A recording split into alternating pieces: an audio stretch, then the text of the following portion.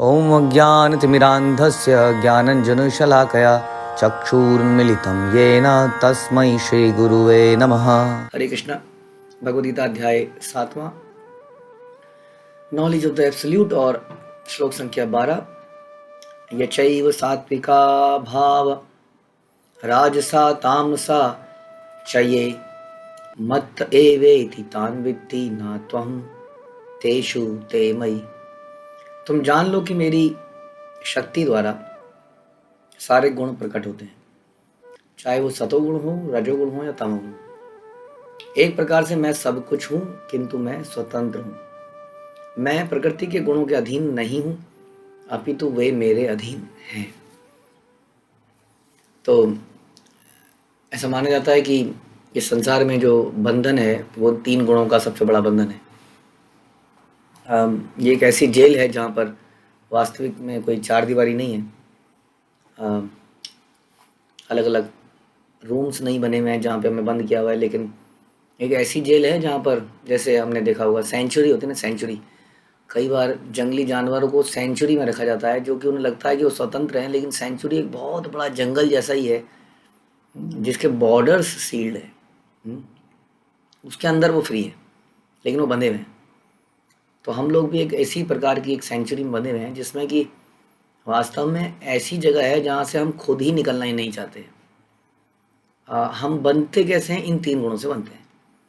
तो संसार की रचना के समय 3 गुण इसमें डाले जाते हैं, और ये 3 गुणों के प्रभाव से व्यक्ति कुछ कार्य करता रहता है। व्यक्ति 3 गुणों से हमेशा प्रभावित रहता है, किसी न किसी गुणों से। गुणों के बारे में हम डिटेल चर्चा आगे करेंगे जब गुणों के बारे में पूरी चर्चा होगी। यहाँ पर संक्षेप में हम समझ लें कि ये एक प्रकार की विचारधाराएं हैं जो हमें प्रभावित करती हैं।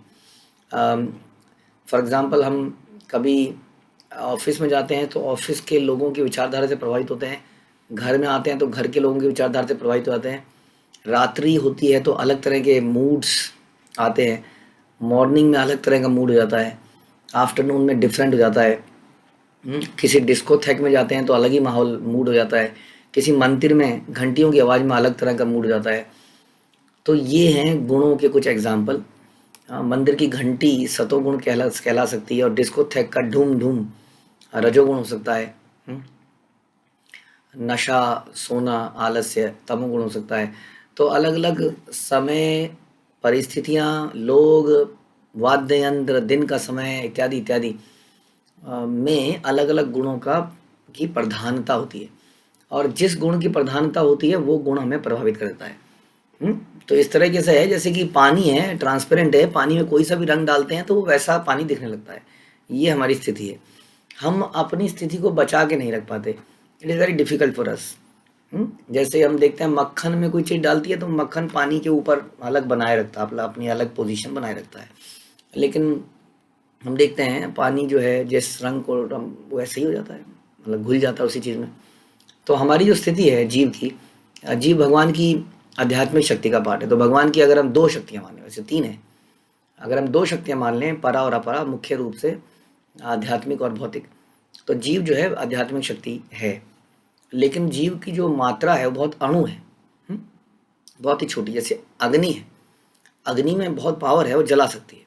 लेकिन अग्नि की छोटी सी चिंगारी, कई बार आपने देखा होगा कि वेल्डिंग वाला भी वेल्ड करता है तो उसमें से छोटी छोटी चिंगारियाँ निकलती हैं, तो वो हमको कुछ नुकसान देख के डर लगता है बहुत, ऑल दो, लेकिन हमारे ऊपर गिर भी जाती है तो कुछ नुकसान नहीं पहुंचा पाती है कोई, ऐसा है ना। अब ये बात अलग है, कभी कभी वो सूखे भूसे में गिर जाए तो that's a different thing. But आप देखेंगे कि अग्नि की छोटी छोटी चिंगारियाँ निकलती हैं और हवा में ही बुझ जाती हैं कई बार, है ना। लेकिन वही अग्नि जब पूरी की पूरी एक साथ निकलती है तो जला देती है। तो हमारे अंदर वो अग्नि तो है, हम आध्यात्मिक शक्ति तो हैं, लेकिन हमारी मात्रा इतनी सूक्ष्म है कि हम प्रभावित हो जाते हैं जिस माहौल में रहते हैं, जिस समय में होते हैं, जिस अलग ये गुणों का जहाँ भी प्रभाव होता है। और संसार में हर चीज़ एवरीथिंग 3 गुणों में डिवाइड करी जा सकती है। कोई भी चीज़ को 3 गुणों में आप डिवाइड कर सकते हैं। तो इस प्रकार से जीवात्मा उन गुणों से प्रभावित होता है। तो यदि सतोगुण उस जगह में प्रधान है तो हम सतोगुण से प्रभावित हो जाते हैं, जब तक कि हमारी अपनी पोजीशन बहुत स्ट्रांग नहीं होती। जैसे बच्चा है, छोटा सा बच्चा है ना, छोटा सा बच्चा को अगर आप कहीं जैसे माहौल में रखोगे वैसा ही बन जाता है। तो ये है। यदि हम किसी सत्संग में बैठे होंगे तो हमारा मूड सत्संग का हो जाएगा। किसी पार्टी में जाएंगे तो कहेंगे क्या सत्संग सत्संग लगा रही है, ऐसा थोड़ी होता है। प्रभुपाद ही थोड़ी सब कुछ है, कि प्रभुपाद के पहले कुछ नहीं था क्या? पहले दुनिया नहीं थी। तो वहाँ पे जाके हम उससे प्रभावित हो जाते हैं। हाँ, तो मतलब कि जैसा माहौल होता है ये हमारे लेकिन जब भक्ति में गहरा व्यक्ति हो जाता है, बहुत गहरा हो जाता है, तब इन गुणों से प्रभावित नहीं होता।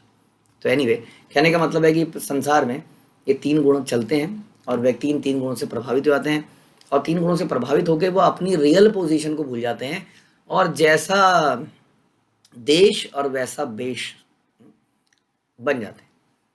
जैसी जगह में जाते हैं वैसे हो जाते हैं। तो ये है हमारी स्थिति। हाँ, लेकिन यहाँ पे बता रहे हैं भगवान कि मैं प्रकृति के गुणों के अधीन नहीं हूँ। हाँ, यद्यपि मैं उनको बनाता हूँ, वास्तव में आप कोई कहे अग्नि अग्नि को कैसे जलाए, बर्फ बर्फ को कैसे सुखा दे, ठंडा कर दे, हाँ, तो वास्तव में भगवान ही तो हैं, और ये भगवान की शक्ति है। भगवान की शक्ति हमेशा शक्तिमान के अधीन होती है।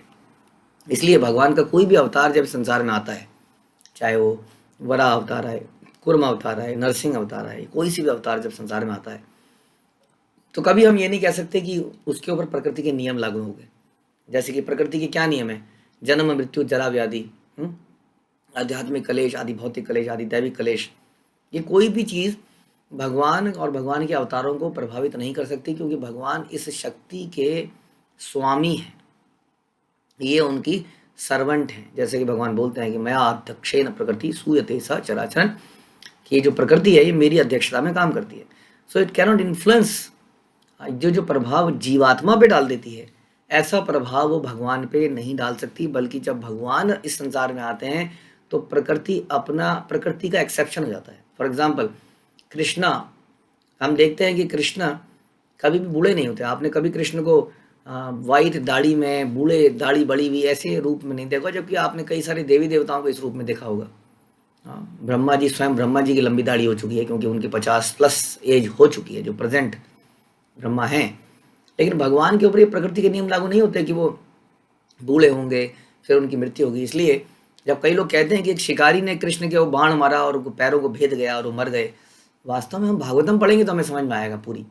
ऐसे इधर उधर से कहानी सुनेंगे तो यही सोचेंगे। तो हम जब भागवतम पढ़ते हैं तब समझ में आता है किस प्रकार भगवान ने अपना सारा यदुवंश को वाइंड अप किया, उनको भेजा, अपना अपना रथ को भेजा, अपने सारथी को भेजा, बलराम जी को भेजा, और फिर स्वयं चले गए। और उसका कारण वो एक शिकारी को बनाया। तो इस प्रकार से प्रकृति के गुण भगवान को कभी नहीं लग सकते, इसलिए भगवान का कभी मृत्यु नहीं हो सकती, इसलिए भगवान का कभी जन्म नहीं हो सकता। इसलिए कई लोग कहते हैं कि कृष्ण कैसे भगवान हो सकते हैं, वो तो अभी द्वापर के अंत में जन्माष्टमी के दिन पैदा हुए थे। जबकि हम जानते हैं कि भगवान अवतार लेते हैं, सुनते भी हैं अवतारी, वो स्वयं अवतार लेते हैं। इसलिए प्रकृति के द्वारा, प्रकृति के अधीन जन्म उनका नहीं होता है। उनका जन्म उनकी इच्छा से होता है। हमारा जन्म तो हम तो ऐसा लगता है जैसे खेत में बीज फेंक दिए जाते हैं, हम कहीं गिरते हैं भगवान की प्लानिंग के अनुसार, अपने कर्मों के अनुसार। लेकिन भगवान का जन्म जो है पूरी तरह से उनके कंट्रोल में होता है। इसलिए तो बोलते हैं कि मैं इस युग में आऊँगा, ये मेरे माता पिता का नाम होगा, इस जगह में पैदा होऊंगा। भगवान के सारे अवतारों के बारे में पहले से ही जिक्र किया जाता है शास्त्रों में। इसका मतलब इसी से पता चलता है कि भगवान प्रकृति के अधीन नहीं है। वो अपने आने और जाने को कंट्रोल कर सकते हैं, हम नहीं कर सकते। एक व्यक्ति आत्महत्या भी करता है तो डज नॉट नो कि वो आत्महत्या में सक्सेसफुल हो पाएगा या नहीं हो पाएगा, या केवल पैर हाथ सब टूट जाएंगे और बिस्तर में पड़ा रहेगा अगले 40 साल। Nobody nose. तो हम ना तो अपने आने का समय निर्धारित कर सकते हैं, आते हुए तो हमें वैसे ही कुछ नहीं पता होता, हमें अपने बारे में नहीं पता होता। कई साल लग जाते हैं ये समझने में, पापा पापा मम्मा, कुछ 1 आध साल बाद तक आदमी पहचानने लगता है, अच्छा ये कोई है, पता नहीं कौन है, बस मेरे पास में ये व्यक्ति रहना चाहिए। नहीं रहता तो हम रोते हैं जोर से। सोचिए हमारी क्या स्थिति होती है। एक बच्चा बन के जब इस संसार में आते हैं तो हम सब कुछ भूले चुके होते हैं कि हम कौन हैं, कहाँ से आए हैं। अभी हमारी मृत्यु हुई होगी एक अधेड़ उम्र की उम्र में, और अभी हम नंगे घूमते रहते हैं, पॉटी करते हैं। वही व्यक्ति बच्चा बन के आ जाता है और हम कुछ नहीं जानते हमारे बारे में, अपने बारे में। बहुत बड़ी उम्र तक हम समझ में आते हैं कि मेरा नाम ये है, मैं ये हूँ, और फिर भी ये जो पहचान है ये गलत पहचान हो जाती है, शारीरिक पहचान हो जाती है, अपने वास्तविक स्वरूप को नहीं पहचान पाते। तो इसलिए हम तो बिल्कुल अधीन है। नोबडी नोज कि वो कहाँ से आया है, पिछले जन्म में क्या था। हाँ, भगवान बोलते हैं ना गीता में, हे अर्जुन तुम्हारे और मेरे कई जन्म हो चुके हैं, हाँ, लेकिन तुम्हें इसका याद नहीं और मुझे वो सारे जन्म याद हैं। ये बताते हैं अर्जुन। तो हमें कुछ, इसका मतलब हम प्रकृति के अधीन हैं। भगवान कहते हैं मैं जीवात्मा को बुद्धि देता हूँ, स्मृति देता हूँ, विस्मृति देता हूँ, यानी कि मैं ही याद दिलाता हूँ और मैं ही भुला देता हूँ। तो हम we are totally dependent on प्रकृति एंड कृष्ण।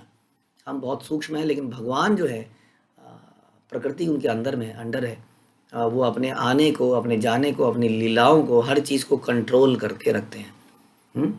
तो इसलिए बता रहे हैं यहाँ पर, किंतु मैं इस पर एक प्रकार से सब कुछ मैं हूँ, लेकिन मैं स्वतंत्र हूँ, स्वयं मैं स्वतंत्र हूँ। यानी कि भगवान का आना जाना में भी बाध्य नहीं है। ऐसा नहीं है कि भगवान को जबरदस्ती बुलाया जा सकता है। आप कहें कि रावण की तरह यदि मैं एक सर काटूंगा, 2 सर काटूंगा, 10 सर काटूंगा तो आना ही पड़ेगा।